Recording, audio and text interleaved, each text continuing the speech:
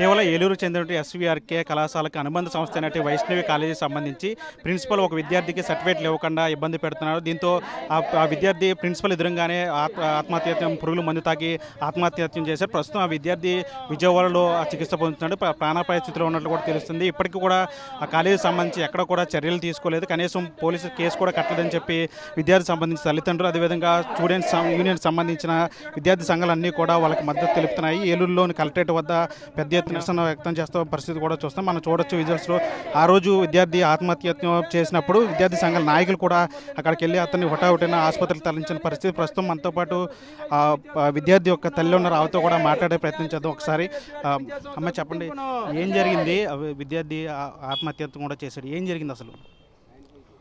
బాబు principal గారు మురళి గారు certificate అడిగారండి. అది నెల రోజుల నుంచి అడుగుతున్నారు సార్. అడిగినప్పుడు ఇదిగో ఇస్తాను అదిగో ఇస్తానని అక్కడికి రండి, లంచం ముందు లంచం కావాలి, నాకు 1500 కావాలి, 1500 నుంచి 10,000 అలాగా 10,000 నుంచి నెల రోజుల నుంచి ఇలాగే కంటిన్యూగా అడుగుతున్నారు సార్. పలానా డబ్బులు కూడా ఇవ్వడానికి మేము రెడీ అయ్యాం సార్. అడిగినప్పుడు పలానా రోజున కాలేజీకి రండి, బాబుని గుంటూరు కూడా వెళ్ళి అక్కడ కూడా రమ్మన్నారండి. అక్కడికి వెళ్తే మళ్ళీ కాలేజీకి మీ అబ్బాయి ఏం చదివాడు అక్కడ? అంటే ఏ సర్టిఫికేట్ల కోసం వెళ్ళాడు? దేనికోసం సర్టిఫికేట్లు కావాలి? బాబు మెడికల్ అండి, మెడికల్ ఫోరెన్సిక్ ఫార్మసీ సీట్ వచ్చింది సార్. డాక్టర్ చదువుదామని ఇంటర్మీడియట్ ఇక్కడ వన్సెట్టి కోచింగ్ తీసుకున్నారు సార్. అక్కడ సర్టిఫికేట్ గురించి అక్కడికి వెళ్ళారు సార్. కాలేజీకి రమ్మన్నారండి, వైష్ణవి కాలేజీ మురళి గారు రమ్మని పిలిచారండి. పిలిచినప్పుడు బాబు వెళ్ళారండి. సర్టిఫికేట్ ఇస్తాము అని గుంటూరు అక్కడికి నెల రోజుల నుంచి తిప్పుతున్నారు సార్. మా దగ్గర డబ్బులు లేవు అది ఇదని బాబు డబ్బులు ఇవ్వటానికి కూడా రెడీ అయ్యారు సార్. అయినా కానీ నేను ఇవ్వను, పోరా ఎవరు చెప్పుకుంటావో చెప్పుకో అని అన్నారండి. మీకు ఎప్పుడైనా అతను తీసుకొచ్చి చెప్పాడా మీకు ఇట్లా అడుగుతున్నారు, కాలేజీలో డిమాండ్ చేస్తున్నారు, ఇట్లా ఇబ్బంది పెడుతున్నారని? చెప్పారండి. చెప్తే బాబు నువ్వు నిదానంగా అడిగినానా, ఇస్తారులే సార్ ఇస్తారులే అని చెప్పానండి. చెప్పినా కానీ ఇంకా బాబు ఏమనుకున్నాడు, అక్కడేమో 3 లక్షల వరకు కట్టాడండి బాబు సీటు. మళ్ళీ అక్కడ నువ్వు వారం రోజులు కట్టపోతే నీకు సీట్ క్యాన్సిల్ చేసేస్తామన్నారండి. అక్కడ హిమాచల్ ప్రదేశ్లోనండి ఫోరెన్సిక్ డాక్టర్గా ఆ ప్రెషర్ని ఇక్కడికి సర్టిఫికేట్ ఇస్తే అక్కడికి వెళ్ళి చేస్తానమ్మా అని చెప్పారండి. ఆయన మురళి గారికి చెప్పారండి ఇలా సంగతి అంటే, అక్కడ డాక్టర్ చదువుతున్నాడు అనుకొని నీకు ఇవ్వను నేను డబ్బులు అని ₹1,00,000 2 లక్షల వరకు డిమాండ్ చేస్తున్నాడు సార్. నెల రోజుల నుంచి రప్పించుకున్నారు, తిప్పించుకుంటానే ఉన్నారు సార్. మొన్నే వచ్చాడండి బాబు, నెల రోజులు అయిందండి వచ్చి అక్కడి నుంచి అక్కడ కాశ్మీర్ అదే హిమాచల్ ప్రదేశ్ నుంచి వచ్చాడండి. మొన్న బాబు వచ్చి అక్కడ వెళ్ళి మురళి గారిని అడిగితే నేను ఇవ్వను ముందు ఇస్తానని చెప్పి మళ్ళీ మీ ఇంటికి వచ్చింది, మీ ఇంటికాడ కనుక్కో అన్నారంటండి. సర్టిఫికేటు ఇంటికాడ మా దగ్గర రాలేదని చెప్పామండి. చెప్పినప్పుడు మళ్ళీ కాలేజీకి రమ్మన్నారంటండి మురళి గారు రమ్మంటున్నప్పుడు ఇస్తాను అని చెప్తే పక్కన 4-5 తీసుకుని వెళ్ళారండి. తీసుకుని వెళ్ళి మాట్లాడారండి. అప్పుడు కూడా నేను ఇవ్వను, ముందు ఇస్తానని చెప్పి మళ్ళీ నేను ఇవ్వను, తర్వాత నువ్వేం చేసుకుంటావో చేసుకో, నువ్వు ఎవరికి చెప్పుకుంటావో చెప్పుకో, ఏం చేసుకుంటావు, ఏం కేసులు పెట్టుకుంటావో పెట్టుకో అని డిమాండ్ చేసి బాబుని బాగా మెంటల్గా బాగా ప్రెజర్ పెట్టేశారండి. ప్రెజర్ పెట్టేసరికి బాబు ఎప్పుడు కొనుక్కున్నారో తెలియదు సార్. అది పారాక్విక్ అండ్ పాయిజన్ అండి.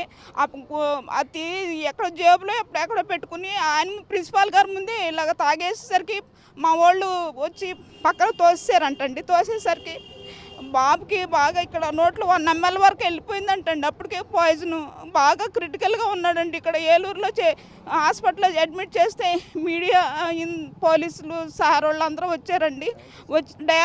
వచ్చినా కానీ ఇక్కడ మెరుగైన లేవండి, మీరు వెంటనే అంబులెన్స్కి తీసుకెళ్ళిపోండి అంటే విజయవాడ హాస్పిటల్లో అడ్మిట్ చేసి ఇప్పుడు ఎలా ఉంది పరిస్థితి, ఆరోగ్యం కుదురుపడింది ఎట్లా ఉంది? చాలా క్రిటికల్గా ఉంది సార్. ఆరోగ్యం అసలు డాక్టర్స్ చెప్తున్నారు సార్, క్రిటికల్గా ఉంది పొజిషన్, అసలు బాగాలేదు. డయాలసిస్ కూడా చేస్తున్నారు సార్, 4 hours డయాలసిస్ చేస్తున్నారు సార్. అయినా కానీ బాబు అసలు ఏమి ఒక్క గుట్టకు కూడా మింగలేకపోతున్నాడు సార్. అసలు చాలా సివియర్గాను క్రిటికల్గా ఉంది సార్ పొజిషన్. మాకు తగిన న్యాయం చేయమని అడుగుతున్నాం సార్ మేడం గారిని, కలెక్టర్ మా మేడం గారిని అడుగుతున్నాం సార్. నా ఎందు దయించి నా మేడం గారికి మా కుటుంబం గురించి బాబు సరైన వైద్యం అందించాలని మేడం గారిని తమ సమ్ముకుని అడుగుతున్నాను సార్. ఇదేనండి నా కోరిక. ఇలాంటి సిచ్యువేషన్స్ ఏ విద్యార్థికి జరగకూడదని నేను మనవి చేసుకుంటున్నాను సార్. ఇదేనండి నా యొక్క మనవి. ఇది విద్యార్థి తల్లి చెప్తున్నారు. అంటే కనీసం ఎవరు కూడా పట్టించుకోవట్లేదు, కాలేజీ యాజమాన్యం మీద ఎవరు కూడా పట్టించుకోవట్లేదు, కనీసం పోలీసులు కూడా స్పందించలేదని చెప్పి ఆవేదన వ్యక్తం చేస్తున్న పరిస్థితి చూస్తున్నాం. ప్రస్తుతానికి బాబు క్రిటికల్ కండిషన్లో ఉన్నాడు. ఇప్పటికైనా అధికారులు స్పందించి తమకు న్యాయం చేయాలి, తమ బాబుని కాపాడాలని చెప్పి ఆవిడ కూడా కోరుతున్న పరిస్థితి. ఆ రోజు విద్యార్థి ఆత్మహత్య ప్రయత్నం చేసిన రోజు విద్యార్థి సంఘాలు కూడా అక్కడికి వెళ్ళి కాలేజీని కూడా ప్రశ్నించిన పరిస్థితి. కానీ వాళ్ళ మీద కూడా కేసులు కట్టి అన్యాయంగా కేసులు కట్టారని చెప్పి వాళ్ళు కూడా ఆవేదన వ్యక్తం చేస్తున్న పరిస్థితి. వాళ్ళు కూడా వీరికి మద్దతుగా ఇక్కడ నిరసన వ్యక్తం చేస్తున్న పరిస్థితి. మనం ఒకసారి వాళ్ళతో కూడా మాట్లాడే ప్రయత్నం. అంటే మీరు ఆ రోజు విద్యార్థి ఆత్మహత్యత్నం చేసిన రోజు కాలేజీకి వెళ్ళారు, యాజమాన్యం ప్రశ్నించే ప్రయత్నం చేస్తారు, కానీ మీ మీద కూడా కేసులు కట్టారు. ఏం చెప్తారు? ఇది చాలా దారుణం. ఎందుకంటే ఎవడైతే విద్యార్థిని వేధించాడో ఆ కరస్పాండెంట్ మురళి మీద కేసు ఇప్పటిదాకా పెట్టలేదు, నానుస్తూ ఉన్నారు పోలీసులు కావాలని. కానీ విద్యార్థికి న్యాయం జరగాలి, అట్లాంటి ఎవరైతే కరస్పాండెంట్ చీడపురుగు లాంటి కరస్పాండెంట్ మురళి ఉన్నాడో అలాంటి వాడిని అరెస్ట్ చేయాలి, వాడి మీద చర్యలు తీసుకోవాలని కోరినందుకు మాలాంటి విద్యార్థి సంఘాల మీద రాత్రి 9:30 వరకు పోలీస్ స్టేషన్లో ఉంచి కేసు పెట్టి ఎఫ్ఐఆర్ ఫైల్ చేసి తర్వాత రోజు రెండో రోజు కూడా ప్రెస్కి ఇచ్చారు విద్యార్థి సంఘాల మీద కేసులు పెట్టామని. కానీ ఇప్పటిదాకా ఎవడైతే ఆ మురళి ఉన్నాడో ఆడి మీద ఇప్పటిదాకా కూడా కేసు పెట్టిన దాఖలాలు లేవు. అట్లాగే ఆ రోజు పోలీస్ స్టేషన్లో కూడా చాలా స్వేచ్ఛగా తిరిగాడు.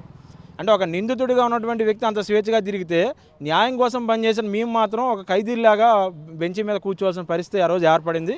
ఇట్లాంటి కరస్పాండెంటు గత 3-4 సంవత్సరాల నుంచి కూడా అతను డిస్టెన్స్ ఎడ్యుకేషన్ మొత్తాన్ని కూడా స్పాయిల్ చేశాడు. పుస్తకాలు ఇచ్చి స్లిప్పులు ఇచ్చి ఎగ్జామ్ రాయించుకున్న పరిస్థితి ఉంది. మీడియాలో కూడా పెద్ద ఎత్తున స్క్రోలింగ్లు వచ్చి అన్నీ మీ అందరికీ తెలుసు. అట్లాగే అదే కాలేజీలో క్లాసులు జరగకపోయినా కానీ విద్యార్థుల దగ్గర నుంచి నిబంధనల విరుద్ధంగా పెద్ద ఎత్తున డబ్బులు వసూలు చేస్తూ ఉన్నాడు. అది స్థానిక ఆర్ఐఓ గారికి చంద్రశేఖర్ బాబు గారికి కూడా తెలుసు. కానీ అధికారులు తెలిసినా కానీ ఎందుకు ఆయన చర్యలు తీసుకోవట్లేదని కోరుతాను. అట్లాగే ఇప్పటి నుంచి అంటే శనివారం నుంచి ఇప్పటిదాకా కూడా ప్రభుత్వం ఎక్కడా కూడా పట్టించుకోవాలా. ఆదివారం వెళ్ళి 3 టౌన్ పోలీసులు వెళ్ళి ఏదో ఎంక్వైరీ చేసినట్టు చెప్పారు. ఇప్పటిదాకా దాని ఎమ్మెల్సీ రిపోర్ట్ సంబంధించి బేస్డ్గా ఎక్కడ కూడా కేసు కట్టలేని పరిస్థితి ఉంది. కాబట్టి ఎవరైతే మురళీకృష్ణ ఉన్నాడో తను స్వేచ్ఛగా తిరుగుతూ ఉన్నాడు. అంటే తనకు ఏమీ కాదు, డబ్బులతో మేనేజ్ చేయగలం అనేటువంటి ఒక ధీమాతో ఈరోజు తిరుగుతూ ఉన్నాడంటే భవిష్యత్తులో ఎంతమంది విద్యార్థులు ఇట్లా ప్రాణాలు కోల్పోవడానికి సిద్ధంగా ఉండాలని మేము ప్రశ్నిస్తూ ఉన్నాం. కాబట్టి నిజంగా చట్టాల మీద మాకు నమ్మకం ఉంది. ఖచ్చితంగా అతన్ని అరెస్ట్ చేయాలని కూడా డిమాండ్ చేస్తా ఉన్నాం. ఖచ్చితంగా అట్లాగే విద్యార్థి తల్లిదండ్రులకు కూడా న్యాయం జరగాలి. న్యాయం జరగని పక్షంలో ఖచ్చితంగా భవిష్యత్తులో కూడా ఈ యొక్క ఉద్యమాన్ని తీవ్రతరం చేసి ఆ యొక్క ఎవరైతే మురళీకృష్ణ ఉన్నాడో అతని మీద చర్యలు తీసుకోవాలని కూడా కోరుతా ఉన్నాం.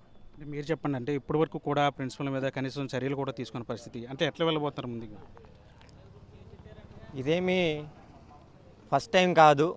ఎందుకంటే అనేక రకాలుగా ఒకే ఒక బిల్డింగ్కి ఒక్క కళాశాలలో నడుపుకోవడానికి ఒక పేరు పైన పర్మిషన్ ఇస్తారు.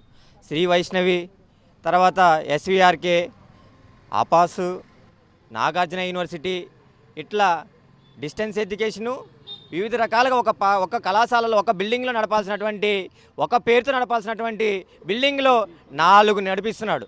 అంటే 4 నడిపిస్తున్నప్పటికీ ఈ జిల్లాల్లో ఉన్నటువంటి విద్యాశాఖ అధికారులకి ఒక్కరు కూడా కనపడట్లేదని చెప్పి ఈ సందర్భంగా మేము విద్యార్థుల పక్షాన విద్యార్థులకు ఎవరికైతే అన్యాయం జరుగుతుందో వారి పక్షాన విద్యార్థి సంఘాలుగా ఏఐసీఎఫ్గా మేము అడుగుతున్నాం. జిల్లా శాఖ అధికారులకు ఎక్కడ కళ్ళు కనబడట్లేదా? అదేవిధంగా మీడియా ప్రతినిధులు ప్రింట్ మీడియాలో కావచ్చు, ఎలక్ట్రానిక్ మీడియాలో కావచ్చు, కథలుగా రోజు అక్కడ జరిగినటువంటి ఏమైతే జరిగినాయో దారుణాలు, విద్యార్థులు అన్యాయం చెందారో వారందరూ కూడా వచ్చి కంప్లైంట్ చేసినట్టు విషయాలన్నీ కూడా వారు తెలియపరిచారు. కానీ విద్యాశాఖ అధికారులు ఎక్కడ కూడా అతని పైన చొరవ చూపించి వారిపైన ఎక్కడ కూడా యాక్షన్ తీసుకోలేదు.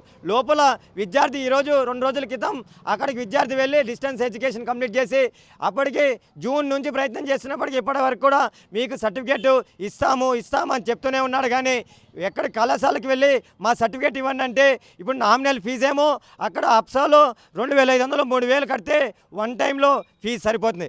కానీ అధిగమించి ప్రభుత్వ నిబంధనలు ఉల్లంఘించి ఈరోజు 10,000 15,000 20,000 విద్యార్థి యొక్క అతనికి అవసరం బట్టి ఈరోజు వారి మురళీకృష్ణ గారు డిమాండ్ చేస్తూ మాకు మీరు ఇంత కట్టాల్సిందే అంటున్నాడు. ఆ రోజుల్లో గతంలో అతను విద్య పూర్తయిన తర్వాత సర్టిఫికేట్ పూర్తయింది మీరు వచ్చి తీసుకెళ్ళండి అంటే 1,500 అడిగాడు. ఇప్పుడేమో 10,000 12,000 అంటున్నాడు. ఇప్పుడు ఆ విద్యార్థి అక్కడ హిమాచల్ ప్రదేశ్లో బహ్రా యూనివర్సిటీలో అక్కడికి అతనికి సీట్ వచ్చింది, అక్కడికి వెళ్ళాడు, అక్కడ సీట్ వచ్చింది, అక్కడ అతను విద్యను అభ్యసిస్తూ సర్టిఫికేట్లు అక్కడ సబ్మిట్ చేస్తే కానీ అతనికి సీట్ కన్ఫర్మేషన్ కాదు. అయినప్పటికీ అతను రిక్వెస్ట్తో అక్కడ ఒప్పించుకొని అతను విద్యను కంటిన్యూషన్ చేసుకుంటూ మళ్ళీ ఇక్కడికి వచ్చి మాకు సర్టిఫికేట్ ఇవ్వండి సార్ అంటే కళాశాలకు రండి మేము ఇచ్చేస్తామన్నారు. అంతా బాగానే ఉంది. విద్యార్థి ఇప్పటికే 3-4 సార్లు తిరిగి వచ్చాడు. అయినప్పటికీ అక్కడ కూడా స్పందించకపోగా దున్నపోతు పైన వర్షం కురిసినట్టే ఈ మురళీకృష్ణ గారు వ్యవహరిస్తున్నారు. ఆయనకి ఆర్థికంగా 70 లక్షం కానీ విద్యార్థి అతని జీవితం అతని ఒక సర్టిఫికేట్లు అందించే వైపుగా అతను అడుగులు వేయట్లేదు. కాబట్టి అతను విద్యార్థి కూడా ముందస్తుగా అన్నిటికీ ప్రిపేర్గా మెంటల్గా ప్రిపేర్ అయ్యి వచ్చాడు. ఒక పాయిజన్ బాటిల్ తీసుకొని వచ్చాడు. అక్కడ సర్టిఫికేట్లు అడిగితే ఇవ్వకపోగా వెంటనే అతను పాయిజన్ తీసుకొని ఇప్పుడు అధోగత స్థితిలో ఉన్నాడు, చావు బతుకుల మధ్య ఉన్నాడు. ఈరోజు పాయిజన్ తీసుకున్నటువంటి వారు వెంటనే వారి ఆరోగ్యం బాగుపడుతుంది. కానీ ఈరోజు బెడ్ పై నుండి డయాలసిస్ తీసుకున్నాడంటే ఏ స్థితిలో ఉన్నారో కూడా అందరూ ఆలోచన చేయాల్సిన పరిస్థితి ఉంది. డయాలసిస్ తీసుకున్నారంటే వెంటనే బాడీలో ఉన్నటువంటి కిడ్నీ పార్ట్స్ పైన కూడా బడ్డెన్ పడి ఈరోజు అతను చావు బతుకుల పరిస్థితిలో ఉన్నాడు. కాబట్టి వెంటనే జిల్లా శాఖ అధికారులు స్పందించాలి. వాళ్ళకి ఆరోగ్యం కల్పించే విధంగా కోలుకునే పరిస్థితులు ఆలోచన చేయాలని చెప్పి కూడా విద్యార్థుల పక్షాన మేము ఏఐఎస్ఎఫ్గా కోరుతున్నాం. ఇది మొత్తంగా విద్యార్థి కుటుంబ సభ్యులు కానీ లేదా విద్యార్థి సంఘాల నాయకులు కానీ ఒకటే చెప్తున్నారు. ఇప్పటికైనా ప్రభుత్వం కానీ స్థానిక అధికారులు కానీ వీరంతా కూడా స్పందించి ఖచ్చితంగా విద్యార్థికి మెరుగైన వైద్యం అందించాలి. అదేవిధంగా ఏదైతే కాలేజీ యాజమాన్యం ఉందో అదేవిధంగా కరస్పాండెంట్ ఎవరైతే మురళి ఉన్నారో వాళ్ళ మీద కూడా కఠినమైన చర్యలు తీసుకోవాలి. ఇలాంటి ఘటనలు మళ్ళీ పునరావృతం కాకుండా అధికారులు చర్యలు తీసుకోవాలని చెప్పి వీళ్ళందరూ కూడా డిమాండ్ చేస్తున్న పరిస్థితి కనిపిస్తుంది. వీడియో స్టంట్తో మన ఆర్టీవీ ఏలూరు నుంచి. మరిన్ని వీడియోస్ కోసం ఛానల్ సబ్స్క్రైబ్ చేయండి. లేటెస్ట్ అప్డేట్స్ కోసం వాట్సాప్ ఛానల్ ఫాలో చేయండి. అండ్ లింక్ డిస్క్రిప్షన్లో ఉంది.